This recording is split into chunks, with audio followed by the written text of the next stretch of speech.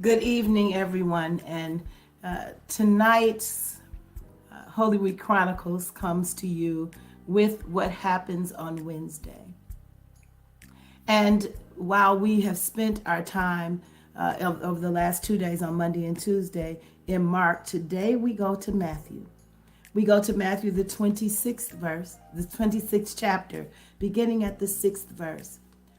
And what we find that is happening on this day is a multiplicity of things, but none of them have required Jesus to do much. For this is the day that Jesus receives soul care during Holy Week. He has dealt with what happens on Monday and the cursing of the fig tree and turning over the temple, and then on Tuesday, teaching about what happened with that fig tree and all of the other lessons that were taught to the disciples over that Tuesday and everything that they experienced in Jerusalem, and then knowing that the plotting was getting even stronger. On today, Jesus is really receiving care.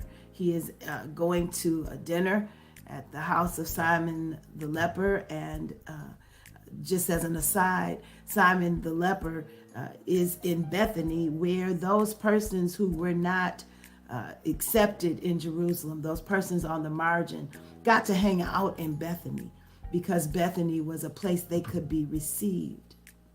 Not only could they be received in Bethany, but it was the place where those who were poor could receive alms, could receive help. And so Bethany would be that place that Jesus would hang out.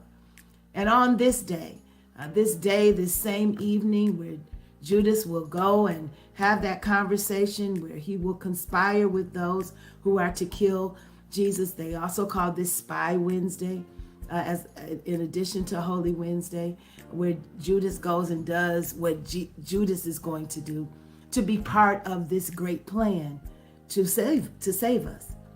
But on this day, Jesus is in Bethany having dinner, and Mary, in this account, comes in and breaks open an expensive bottle of perfume.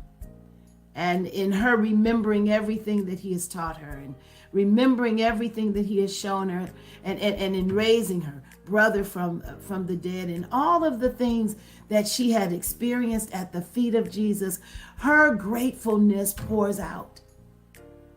And when her gratefulness pours out, she is able to pour that out, and the text says that she wiped his feet with her tears and dried them with her hair, to let Jesus know just how much Jesus was loved and cared for.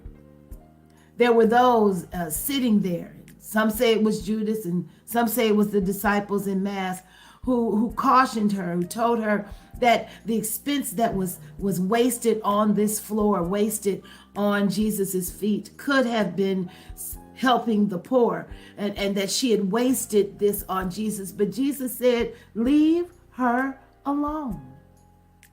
How wonderful to have the Master champion your cause.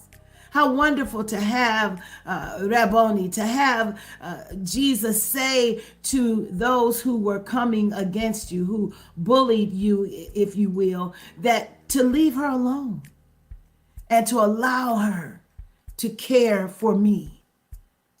And so we've got to know that there are times in our lives where, like Jesus, we've got to know that the pressures of life come.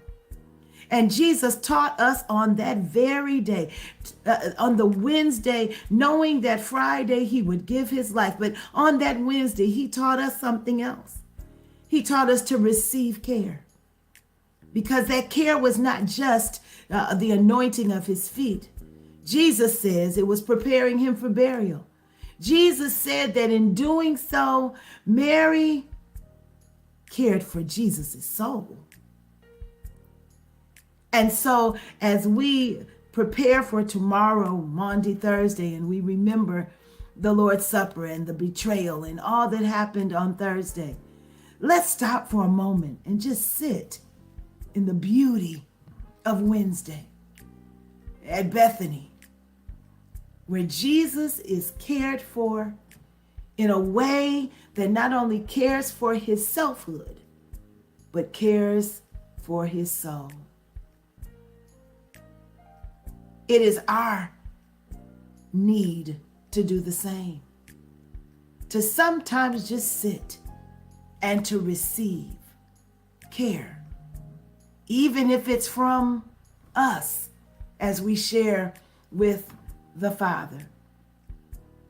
But I hope that you will find some folk like Jesus did, to be able to sit in their presence, to be exactly who you are, flaws and all, and know that someone cares about the sacrifice you give, and that they can say to you, you deserve to be cared for.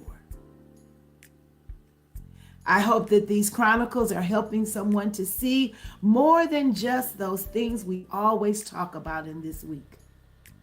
But I particularly love Wednesday, for with all of the pressure that we know was on Jesus, knowing that his time was at hand, that he allowed himself to be cared for, and in turn ended up caring for Mary because he championed her even when those pushed back against her. May God bless you and keep you on tonight. May God remind you that even in the midst of whatever is going on in your life, that there is a time to be still and to feel the presence of God from others, so that you can say, not only has my selfhood been cared for, but my soul has been cared for. And despite what I have to do, it is well with my soul. May God bless and keep you is my prayer. We'll see you early on tomorrow as we have long days for the next 2 days. For those of you who are involved in Holy Week services and the commemorating of this time, you know that the day gets busy. But we will find our time in the midst of this to share what happens in the Holy Week Chronicles on Thursday, and then again on Friday. And so we ask that you would continue to be prayerful as you go through this week, to remember Jesus.